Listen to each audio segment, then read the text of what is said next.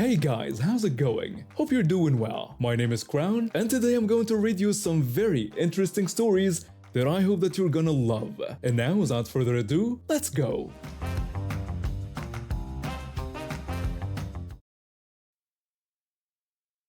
I recently started working at a local drugstore, and let me tell you, retail is a whole different world.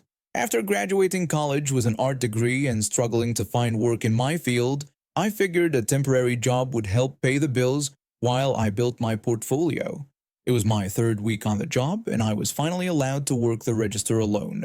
The store had this policy where we needed to check IDs for certain medications, even over-the-counter ones, due to some recent changes in local laws. It was a pain, but rules are rules. The day started normally enough. The morning rush had died down and I was restocking the candy display near my register when this older man came up with a cart full of cold medicine. Not just 1 or 2 boxes, he had at least 15 boxes of the same brand. I greeted him and politely told him that I'd need to see his ID for the items. He didn't respond at first, just kept typing on his phone. I had to repeat myself, apologizing but explaining that I couldn't sell the medicine without checking his ID. He finally looked up, clearly annoyed, and asked sarcastically if he looked under 18 to him. I explained as politely as I could that I understood his frustration, but it was store policy to check ID for these items regardless of age. The man got more frustrated and told me he'd bought these items here before, demanding that I call my manager. I reached for my radio to call a manager, but before I could, this woman behind him in line decided to insert herself into the situation. She was probably in her mid-40s, wearing expensive-looking workout clothes and sporting that classic "I need to speak to your manager" haircut. The woman, who I'll call Karen, started ranting about how we should just sell him the medicine since he was clearly old enough, complaining that some people had places to be. I tried to explain that while I understood her frustration, I had to follow store policy. She launched into a tirade about how the country was going downhill and how everything needed paperwork nowadays, starting to reminisce about back in her day. Before she could finish her rant, my manager arrived.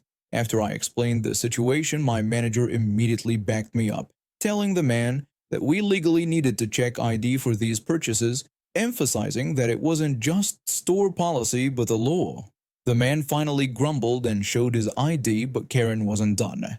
She announced she was recording everything and claimed it would go viral, accusing us of discriminating against elderly customers. She actually pulled out her phone and started filming. My manager stepped between me and the camera, telling her that filming inside the store was against policy and asking her to stop.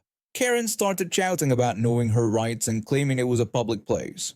My manager told her that this was actually private property and warned that she'd have to leave if she continued filming.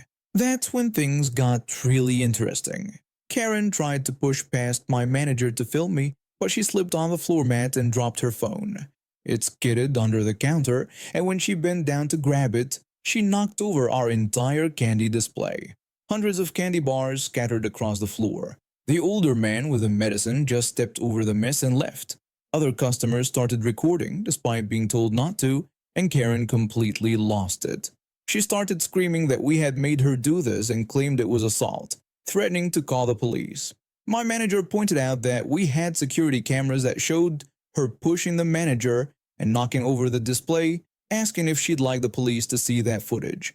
Karen started screaming about this being a setup and how we were all against her, threatening to call her lawyer. She tried to storm out but slipped again on a candy bar, landing flat on her back. By this time, security had arrived.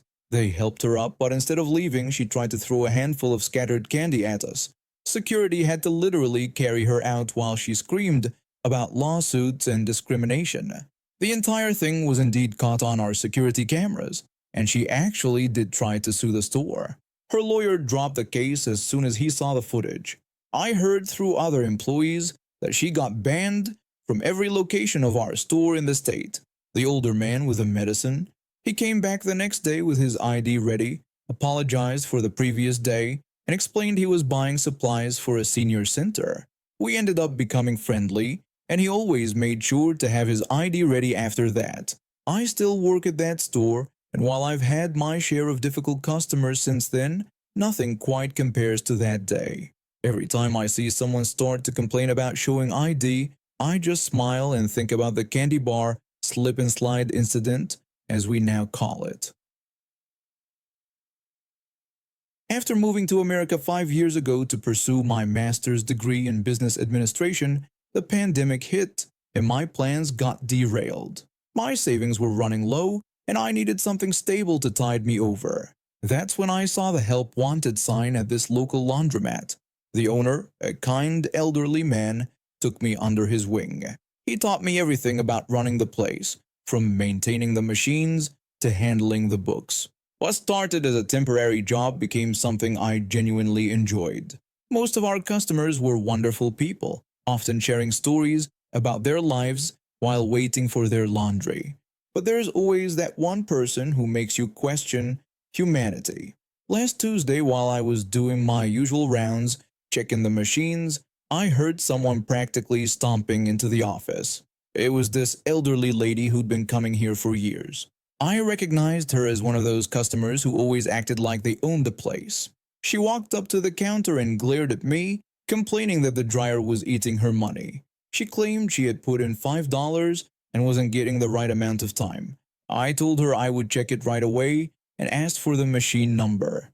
She snapped back that it was number 12, adding pointedly that she knew how to use these machines since she'd been coming here for 15 years.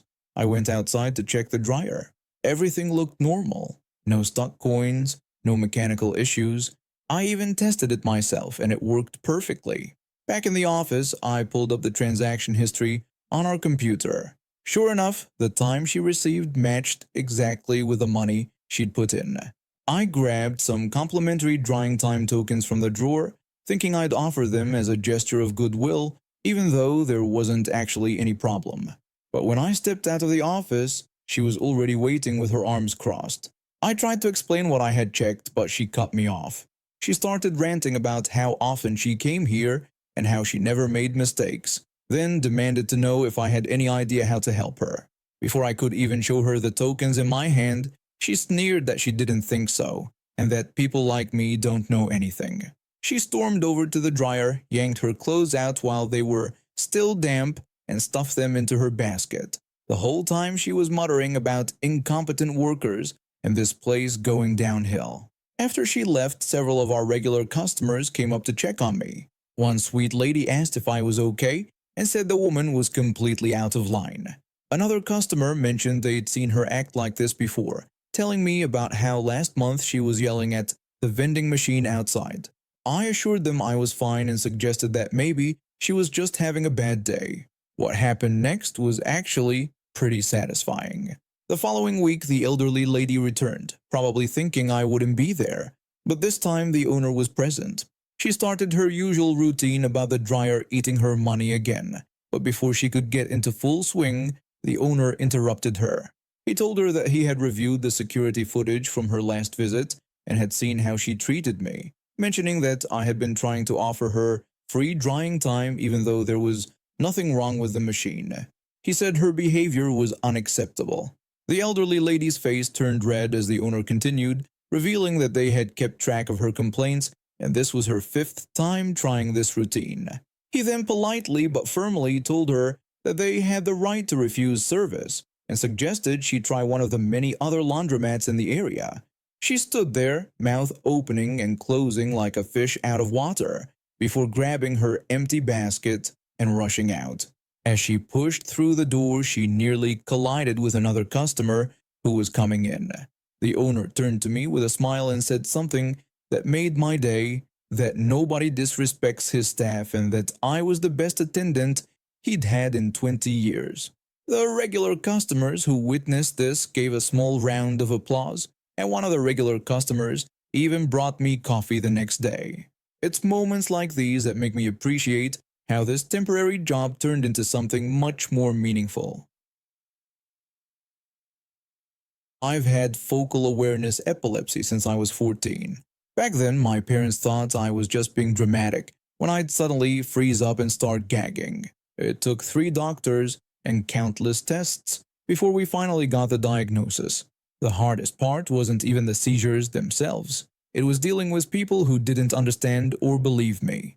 Fast forward to when I was 22, working at this mid-sized grocery store to help pay for college. The job itself wasn't bad. Stocking shelves, helping customers find things, basic retail stuff. My seizures were usually under control, but stress would trigger these awful clusters where I'd have multiple episodes a day. The store had this toxic culture about calling in sick. You'd think a place that handles food would be more understanding, but nope. Every time someone called in sick, the managers would act all concerned to their face, then turn around and trash talk them the moment they hung up the phone. When I first interviewed for the job, I was upfront about my condition. The store manager at the time seemed very understanding, telling me they appreciated my honesty and assured me they would accommodate my needs. For the first few months, everything was fine. Then I had my first cluster while working there. I called in sick for 3 days straight. I apologetically explained that I was having multiple seizures and didn't think it was safe for me to come in. The supervisor responded with seeming sympathy, telling me to take care of myself and let them know when I was feeling better. I thought they were being genuine. Then a co-worker who'd become a good friend pulled me aside one day. They nervously told me that the managers had been saying nasty things about me when I wasn't there. When I asked what they meant, my co-worker revealed that the managers thought I was faking my seizures to get time off. They'd overheard the assistant manager the day before suggesting I was probably just hungover or lazy. I later learned that the assistant manager had been questioning the convenience of how my seizures only happened when I was alone or at home. A supervisor had agreed, pointing out that they always seemed to occur before busy weekends. Finding this out felt like a punch to the gut. These people who'd been so sweet to my face had been mocking my disability behind my back. The next time I felt a cluster coming on, they tried their usual guilt trip routine when I called. The store manager complained about being short-staffed and tried to make me feel bad by saying everyone else was working hard to cover my shifts. That's when I decided to give them exactly what they wanted, me at work during a cluster day. The first seizure hit about an hour into my shift. I felt the aura coming and walked straight to the manager's office where 3 supervisors were having their morning meeting. I told them I was about to have a seizure. They looked confused until my face started twitching and the violent gagging began. I threw up right there on their office floor. After it passed, I grabbed some cleaning supplies. The supervisor frantically told me I should go home, but I casually brushed it off, reminding them that the episodes pass quickly. An hour later, I found the assistant manager in the warehouse. I gave her a quick warning about another seizure coming. This time I managed to grab a trash can, but the retching and facial spasms were impossible to miss. She desperately tried to convince me to go home, but I sweetly reminded her about how short-staffed we were, saying I wouldn't want to let the team down. By the 4th seizure, this time in front of the store manager and a visiting district manager, they'd had enough. The store manager gave me a direct order to go home and not come back until I was better, promising they'd cover my shifts with no questions asked. The district manager echoed this, insisting I take all the time I needed to recover. The district manager apparently had some choice words with the management team about disability discrimination. Suddenly, all that behind-the-back gossip stopped. They even implemented a new store policy about medical accommodations. These days, when I call in because of a cluster, they just say feel better soon and leave it at that. Sometimes, people need a front row seat to understand what they've been dismissing. I just made sure they had the best seats in the house. It was our 5th wedding anniversary, and my husband and I had this tradition of making celebrations extra special. And not just with dinner and gifts, but with some spicy surprises too. This year was important because it coincided with Christmas, and we both wanted to make it memorable. I'm a high school teacher, and my husband works in IT. We're pretty ordinary people who just happen to enjoy keeping our marriage exciting.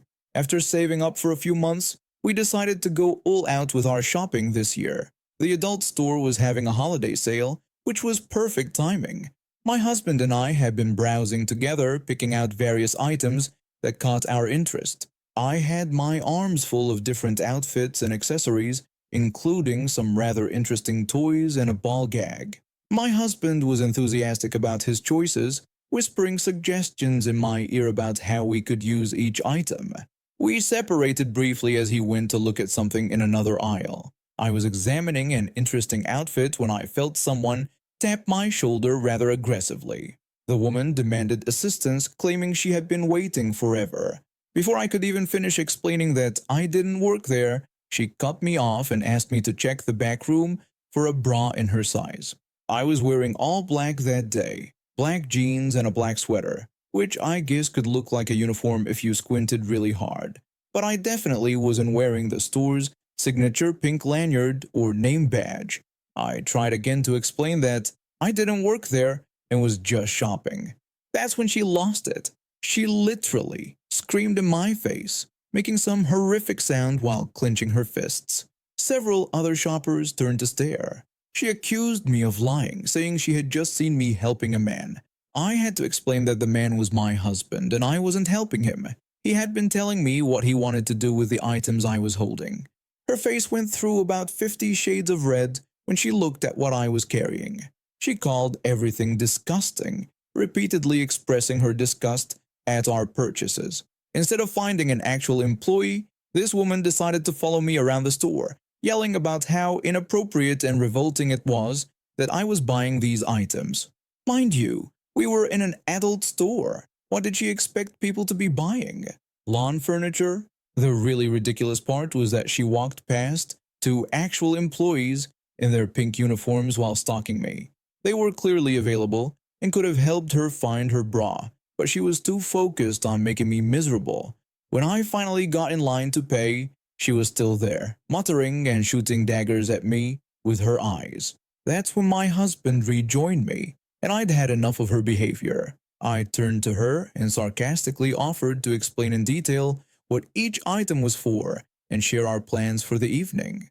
My husband caught on immediately and played along, pulling out another item from behind his back and making a suggestive comment about our planned activities for the night. She sputtered for a moment before practically running to the other end of the store. As she fled, she nearly knocked over a display of lubricants, causing one of the actual employees to finally notice her. The employee politely asked if she needed help finding anything, but she just screamed about how disgraceful the store was and declared she would never shop there again.